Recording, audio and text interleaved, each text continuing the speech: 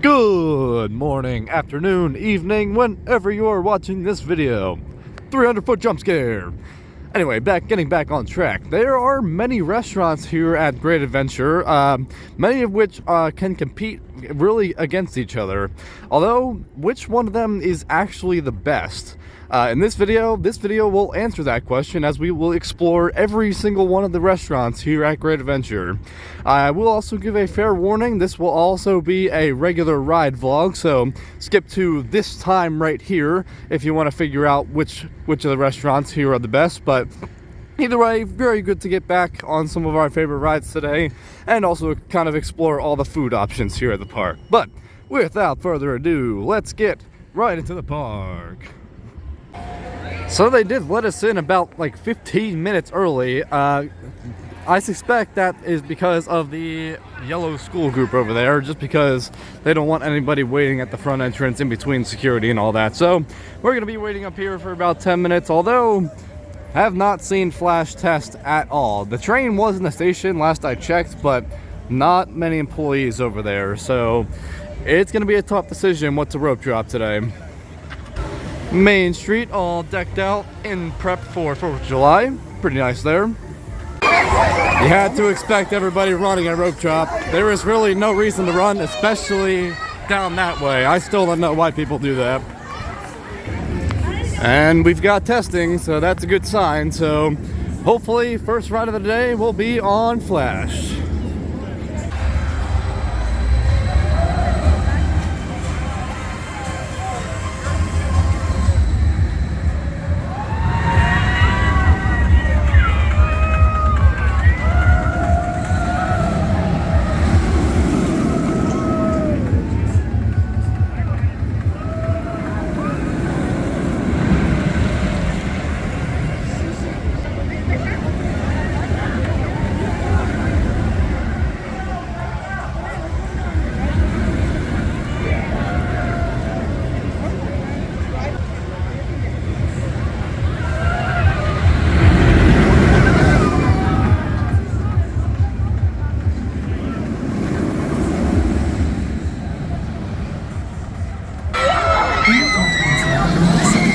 This has a vast difference without the onboard audio. Still good as usual, but again, onboard audio absolutely enhances this ride. Hopefully they are able to return it very soon. But either way, got a middle assigned to another middle ride. Not exactly sure why they're not taking row requests. I don't know. It's questionable how they're operating this, but hopefully they are able to restore this to its former glory. Last week you could barely see this through the tree line. Now it is above the tree line. Absolutely incredible progress they're making on this. Well, we were bound to have a bad day eventually. Not open on time, just like the old days.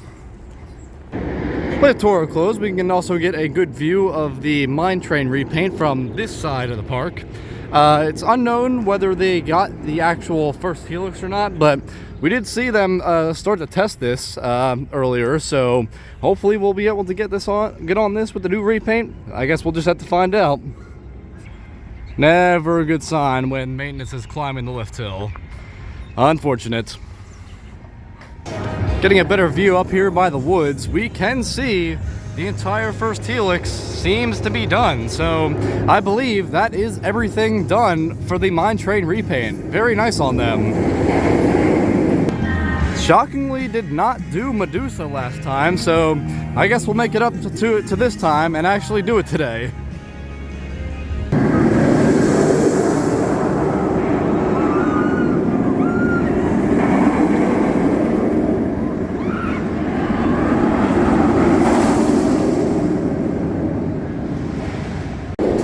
Front row on Medusa. Pretty good ride there. Of course, first half, always love the first half. Unfortunately, we did only have 4 people on the train, so I don't think it was as fast as it was going, but still hitting on mid-course. Again, even though there were 4 people on the train. While we were on the ride, they were working on Toro a little bit, although the maintenance guy that we saw earlier was still on the lift hill, so Hopefully that means good progress, but I guess we'll just have to find out. So with today being Thursday, mine train usually opens later, but with maintenance working on it right now, that might be pushed back until later. So not expecting to get on that today. So with Toro being down, we are going to pivot and do something we don't usually do. And as you can see by the sign right here, that's right, we're going to be doing the safari.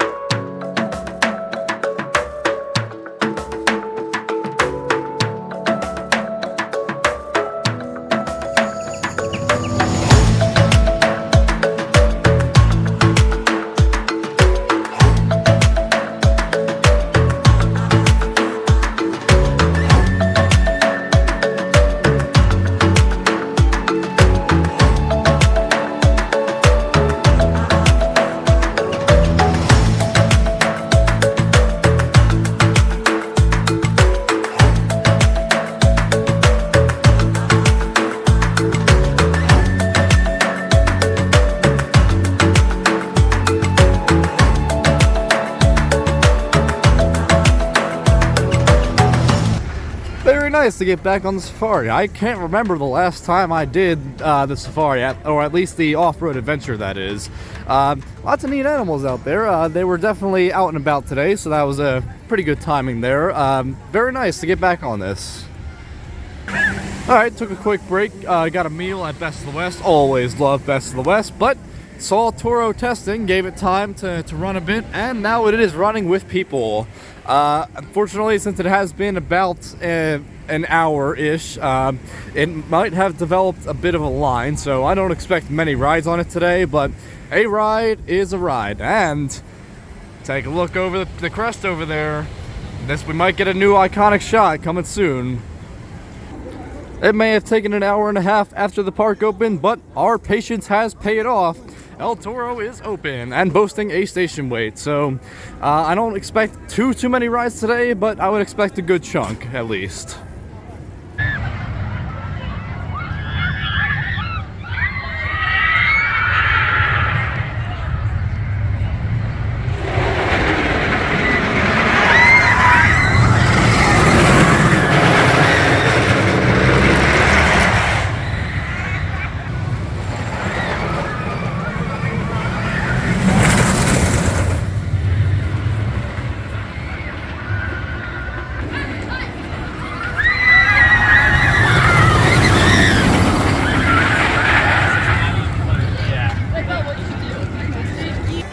Not as much as last time, but a little more than I was expecting for today. Nice solid 4 ride set in here at Toro. They did start to hold at the lockers. That just comes with a later opening when the crowds start getting here, but running phenomenally today. Somehow I just realized that car 6 is a little bit more smoother than car 4 because we got a non-wheel seat ride in car 4, and it is definitely a noticeable difference between that and car 6. So interesting difference there, but still running absolutely phenomenally today. Hot summer day, gotta expect it to be running like that. Got some boardwalk night flags out. Boardwalk nights we will be attending later this week, so expect that video to be coming out soon. Back at it at Shoreline Pier. Barrels of Fun was testing with all 3 barrels in the track this morning. I don't expect that to catch a test today, not necessarily, just because it is close to lunchtime, and plus I don't think they want to be testing with actual people in the park, so don't expect a test there, but excited to get back on some of the flat rides here. Back at Barrels, as previously mentioned, was testing earlier this morning. Unfortunately, do not have any testing footage of that, but all of the barrels are now in. We have 2 of each color except for orange. Orange seems to be the exclusive color on the track, but all of the colors have 2 barrels each for a total of 5 cars on the track. Excited to see this hopefully opening soon, along with the additional wave swinger over there to fully complete the land. Yep, we have definitely found the crowds. It is not the empty day that we were hoping, but I mean, to be expected with all the school groups here today. That would make the lines over here on this side of the park congested. The crowds don't usually affect Nitro's queue, so might as well hop a ride.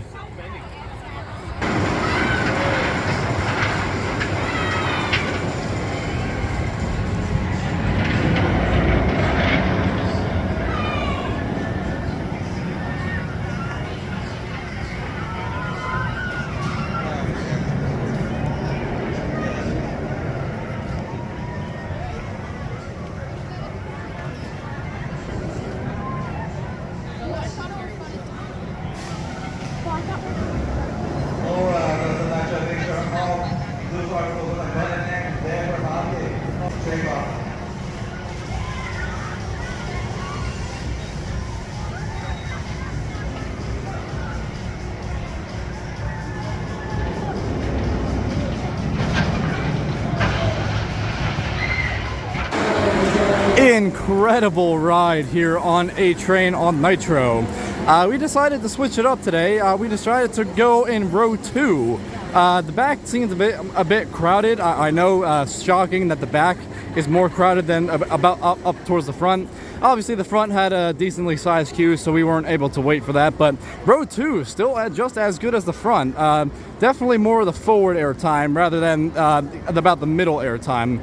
I think I'm a little mixed between front and back on this, just because it is such a different sensation, although can't beat the back row for that drop alone.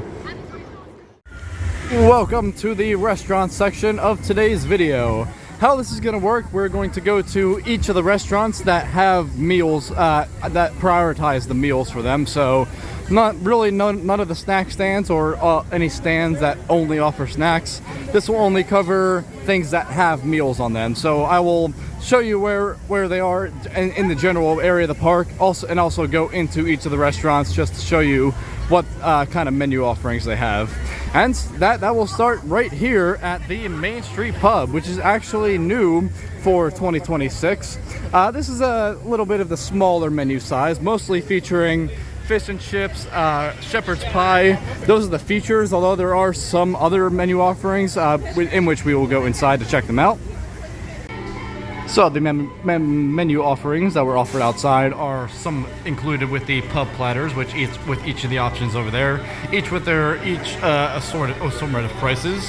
There are also a side of onion rings and Brussels sprouts, all the side options over there. Everything also comes with a beverage fountain. So Main Street Pub, definitely one of those options that you should prioritize, although I would put it about secondary tier for now. You're going to find Main Street Pub directly across the fountain from the Main Street area, but directly across from Main Street Pub is Johnny Rockets, one of the name brand restaurants here. This is where you're going to get the classic cheeseburgers, french fries, chicken tender offerings in the park, but at a little bit of inflated prices just because it is a name brand, but we'll go in to check the menu. Interestingly enough, to my people who have the meal plan, only the Rocket Single is on the meal plan, but not the Rocket Double. So on the meal plan is going to be the Rocket Single cheeseburger along with chicken tenders, along with some of the sides over there. But they also come with the meals themselves. Of course, name brands would also be secondary, but just because they are a good value, I would sort of recommend it here. But of course, there are Johnny Rockets in other places in the country. What Johnny Rockets does have a plus on is the seating. This is being the main seating area, in which Main Street Pub doesn't have a lot of, so Johnny Rockets gets a few more points just because of the seating alone. I do want to briefly mention Primo's Pizzeria. There are multiple locations here in the park, up here by the Main Street area being the first location. This is just where you're going to get your generic pizza in the park. Comes with a few breadstick options. There's also some options for a slice of the week, which I'm not exactly sure if that is on the meal plan or not, but all the other offerings here are on the meal plan. This isn't exactly the greatest pizza in the world, but it's kind of serviceable for what you get. While the Funnel Cake Company does have a large presence here on Main Street, it is considered, in my book, a snack stand. But either way, great area to get funnel cakes, along with some other areas here in the park. And walking up down the carousel path is going to be the first major restaurant of the park, that being Yum Yum Cafe. This one typically gets the longer line in the park just because it is, again, a major restaurant here at the park. They do have their offerings out here in the board underneath the sign, such as pizza, burgers, shakes, although they do have some specialized menu items in which we will take a look at very soon. So there is going to be your menu for Yum Yum, all included in the meal plan.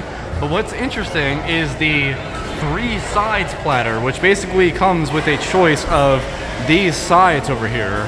That is in my opinion, the best bang for your buck, just because it comes with a lot quantity of all the sides there.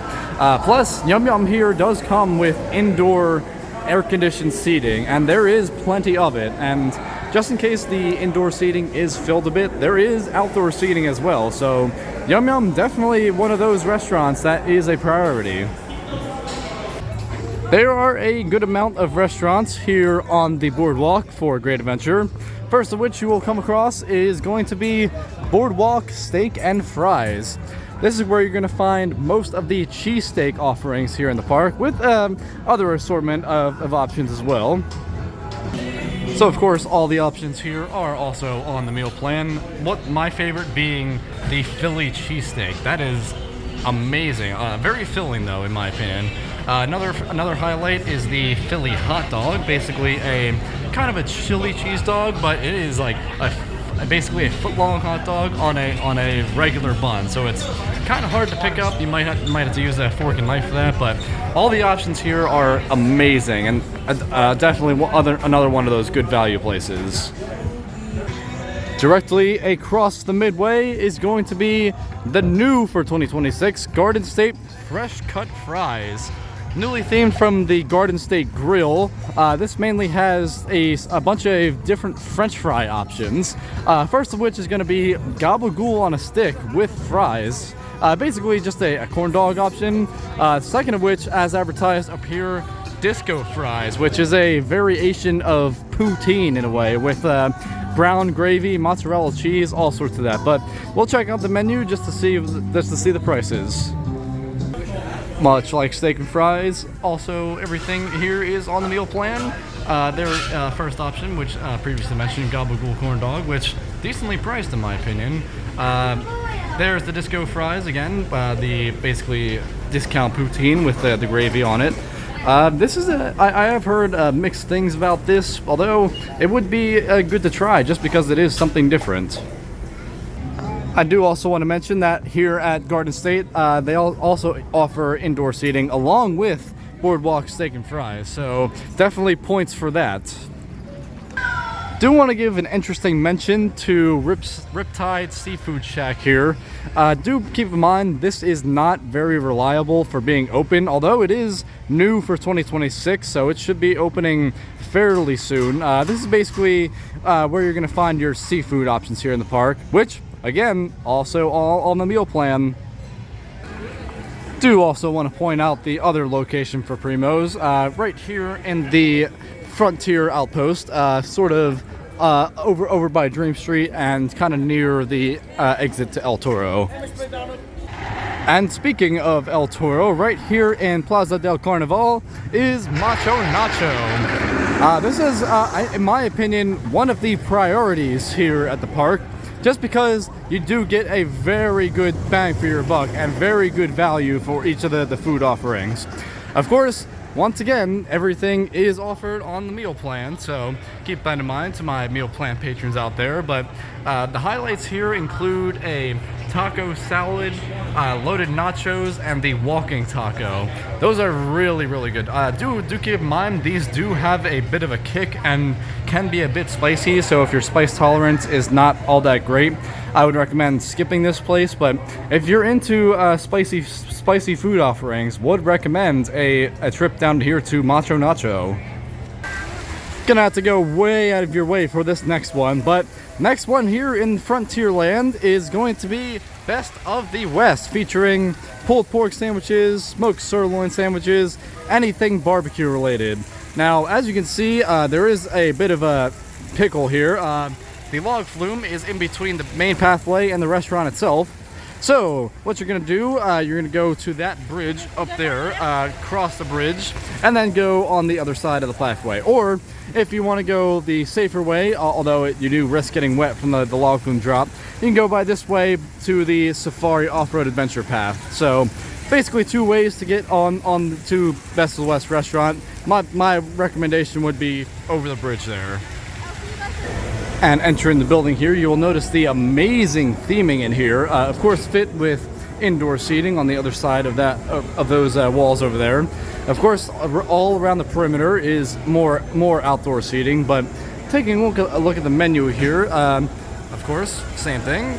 Everything comes with the meal plan, but these are one of the more amazing parts of the meal plan. Highlights being, again, the smoked sirloin sandwich, the pulled pork sandwich, of course chicken tenders, all that. But everything comes with tater tots, coleslaw, and cornbread, which in my opinion is the best bang for your buck in the park. Now, you will have to kind of navigate those exorbitant prices over there, but in my opinion, the best value in the park, especially since as you can see by the lack of a line here, that nobody basically comes over here, even though this is, in my opinion, one of the better meal options here in the park. It's simply because of its exclusivity plus indoor seating with great theming in it. That basically covered all of the main restaurants on the west side of the park. We're now going to head over to the other side of the fountain, go check out the east side restaurants. First major restaurant on the east side of the park you will come across is, let me get that tree out of the way. Next will be Mama Flores Cocina. This is going to be your Italian focused food, mostly focused on subs, some pastas as well. We'll also check out the menu just to get a rundown of it. And to my meal plan visitors, everything here comes on the meal plan. We got a lot of subs, including gyros. There's another cheesesteak option, meatball sandwich. That's what I would recommend getting. But there's also other pastas like penne with sauce, spaghetti also with sauce. Just a lot of great options here at Mama Flores. You can also get some pizza options. But yeah, definitely a good bang for your buck also here at Mama Flores. Would recommend. It does have a little limited seating though, only boasting a tiny bit of indoor seating with the majority of it being outside here by the entrance. But either way, really good food options. And the second and final major dining room area here in the park is Granny's Kitchen. This is going to be your typical generic stuff, but it mostly features hand-breaded chicken tenders, meatloaf, barbecue chicken legs. Again, this comes equipped with indoor air-conditioned seating along with some perimeter seating on the outer edge. But there's an assortment of stuff here. We'll go inside and check the menu. So the downside about Granny's is that not a lot of options come on the meal plan, although the platter option also comes with all the options down there, which would be meatloaf, chicken tenders, or a chicken leg. Much like Yum Yum, it also comes with a 3-sides platter with the choice of all the sides to the side over there. typically is hit or miss whether the quality is good or not, especially since judging by all the switchbacks right here, this does get one of the longer food lines in the park, so judge it based off of that. But either way, I would say Granny's is a pretty decent option. Another name brand location here at the park is Fatburger. Although you don't typically see fat burgers all around in the nation, across the nation, so would recommend going to this location here in the park just to get a fat burger. These are very delicious burgers, although a bit on the pricey side, as we can see by the price board over there. Although what comes with the meal is of course the classic fat burger, but also with some of the better fries in the parks. Unfortunately, does come with a bit of limited seating, plus the line typically does extend out to the seating area, so judging off of that, wouldn't really recommend waiting to get a fat burger. But if the line is like this and on a day like today, I would recommend just stopping by getting some. And the final major restaurant here on the east side of the park is going to be here at the patio, each including Heroes Grill as well as Villains Tavern. Now, Villains Tavern is just one of the bar locations, so I won't typically mention that in this video, but we will go over Heroes Grill here. Of course, all options being included in the meal plan. This is also, again, as stated by the sign over there, where you can get some Chicky and Pete's crab fries. This being the only location in the park where you can get that. So if you are a fan of the Chicky and Pete's crab fries, Heroes Grill will be your option. But other than that, there's not too much variety here. Same with Macho Nacho. It has loaded nachos, generic chicken tenders. The only thing that stands out to me are the quesadilla options. But other than that, not too much here at Heroes Grill. So when it's all said and done, which restaurants do I recommend here at Six Flags Great Adventure? Well, that is really up to preference interpretation. Like, if you prefer barbecue, 100% recommend Best of the West. If you just prefer the generic theme park food like burgers, fries, chicken tenders, your best bet would probably either be Yum Yum or Granny's. But if you want to get a little bit of a wild card, there's also Primo's or Mama Flores for Italian, all other sorts like that. But how would I rank them? I would go number 1, Best of the West, great value, plus you get indoor seating. Number 2 would actually be Mama Flores, just because of the amazing Italian food. Cannot beat that. My number 3 then would be Yum Yum Cafe, just again because of that indoor seating. Now the line does typically get a little bit longer on the longer side, but either way, I still think the food is worth it, especially with that indoor seating. And with that will do it for our day here at Six Flags Great Adventure. It is up to question how good the day was. With the good day we had last time, it is kind of we were kind of due for a stinker day, but either way, I won't really get into that right now. It was still a decent day regardless. But that will do it for this video. Make sure to leave your thoughts in the comment section down below. Leave a like if you enjoyed, and of course, subscribe for more theme park content. And I will see you guys in the next video. Have a great day.